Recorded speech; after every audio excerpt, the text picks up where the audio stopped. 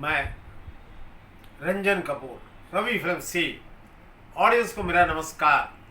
दोस्तों, आपके एंटरटेनमेंट के लिए हम आज बहुत ही बेहतरीन प्रोग्राम लाए हैं। वो प्रोग्राम फिल्म इंडस्ट्री के बादशाह राजकुमार जी के ऊपर आधारित है।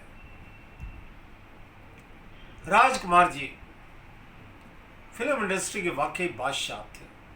उन जैसा कलाकार हिंदुस्तान में ना तो कभी पैदा हुआ है ना ही होगा। बॉलीवुड के जितने भी स्टार हैं सब पर भारी पड़ते थे। उनकी फिल्में खूब धमाका मचाती थी। करोड़ों करोड़ों फैन थे उनके। जी हाँ, उनकी एक फिल्म आई चंबल की कसम।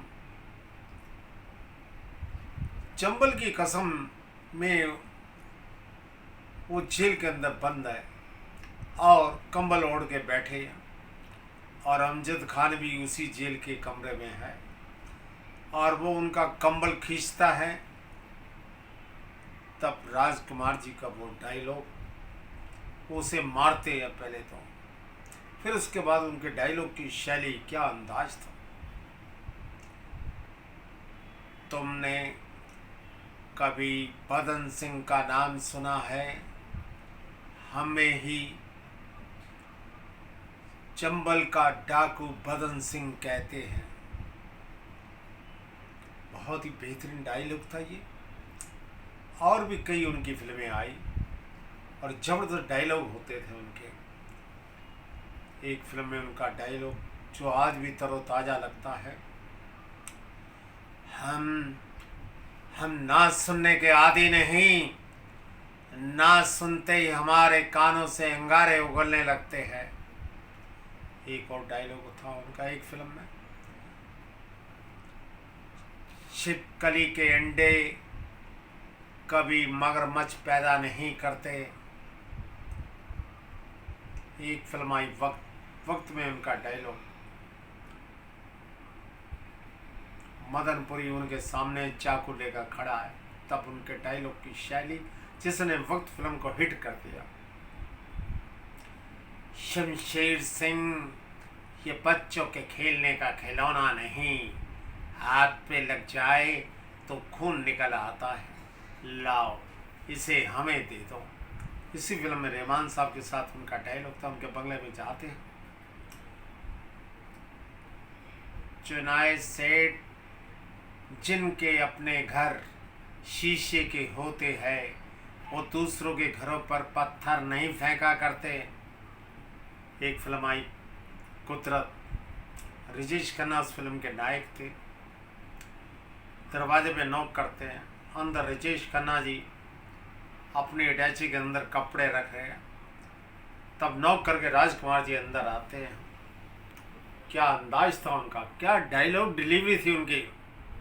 दोस्तों, अब नमस्कार करना भी भूल गए। जनाब को मुखालता ना हो कि चौधरी जनक सिंह अपनी बेटी के टूटे हुए दिल की फरियाद लेकर हजूर के सामने हाजिर हुआ है। हम तो मैं ये पूछने के लिए आए, उस रात महफिल में जो तमाशा हुआ उसके बारे में तुम्हें क्या कहना है। इसी फिल्म में एक और सिचुएशन पर डायलॉग है। राजकुमार जी अपने बंगले में टेबल पर कुछ लिख रहे हैं। अचानक राजेश खन्ना की एंट्री होती है। सर उठाकर देखते हैं और उठते हैं चेयर से। आओ आओ बरकरदार आओ, हम जानते थे तुम जरूर आओगे। तुम्हें अपनी गलती का एहसास होगा। हमने तुम्हें माफ़ कर दिया।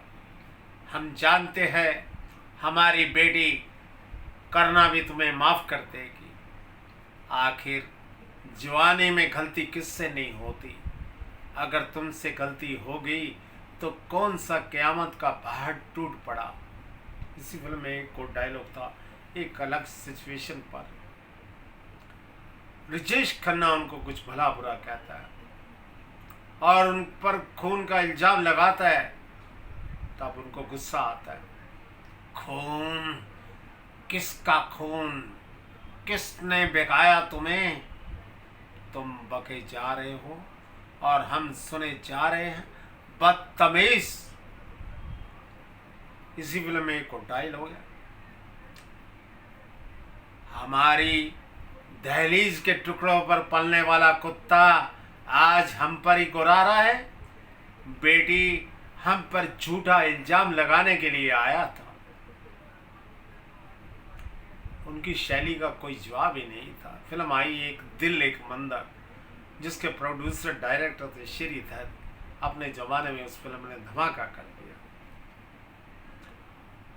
राजेंद्र कुमार एक डॉक्टर है इस फिल्म में, और राजकुमार जी एक कैंसर के पेशेंट, यानी कि कैंसर के मरीज, और हॉस्पिटल के कमरे में पलंग पर बैठे। इतने में डॉक्टर राजेंद्र कुमार की एंट्री होती है। राजेंद्र कुमार का स्टार्टिंग में डायलॉग है इस सिचुएशन पर, राम मैंने कैंसर पर रिसर्च की है और मैं तुमसे वादा करता हूं मैं तुम्हें कैंसर से बचा लूंगा। तब राजकुमार जी का वो अंदाज बहुत जबरदस्त। डॉक्टर मैं जानता हूं कैंसर से आज तक कोई बचा नहीं, मैं भी नहीं बचूंगा डॉक्टर, लेकिन मरने से पहले डॉक्टर तुम मुझसे वादा करो डॉक्टर, मेरे मरने के बाद तुम सीता को अपना लोगे डॉक्टर, सीता को अपना लोगे। बहुत ज़बरदस्त डायलॉग था और दिल एक मंदिर बहुत ज़बरदस्त फिल्म थी। राजकुमार जी की जो भी फिल्म आई सुपर हिट हुई। उनका अंदाज ही कुछ इस प्रकार था। तिरंगा फिल्म, तिरंगा में राजकुमार जी के वो डायलॉग जो आदमी कभी भुला नहीं सकता। स्टार्टिंग में, बिगनिंग में उनकी एंट्री होती है सेलुलाइट पर, तब उनका डायलॉग, ना तलवार की धार से ना गोलियों की बौछार से बंदा डरता है तो सिर्फ परवरदिगार से। इसी फिल्म में तिरंगा में एक और डायलॉग था गैंडा स्वामी के साथ, गैंडा स्वामी हम आंखों से सुरमा नहीं, आंखें ही चुरा लेते हैं ताकि सुरमा लगाने की नौबत ही ना पड़े। दोस्तों, राजकुमार जी के बारे में जितना बोला जाए, जितना लिखा जाए, जितनी उनकी प्रशंसा की जाए, एप्रिशिएट की जाए, कम है। वो वाकई फिल्म इंडस्ट्री के बादशाह थे। दोस्तों, आज का प्रोग्राम हम यहीं समाप्त करते हैं। अगली बार आपके सामने राजकुमार जी की कुछ और बातें पेश करेंगे। हमारे इस प्रोग्राम को लाइक कीजिए, शेयर कीजिए और सब्सक्राइब कीजिए। थैंक यू दोस्तों, धन्यवाद धन्यवाद।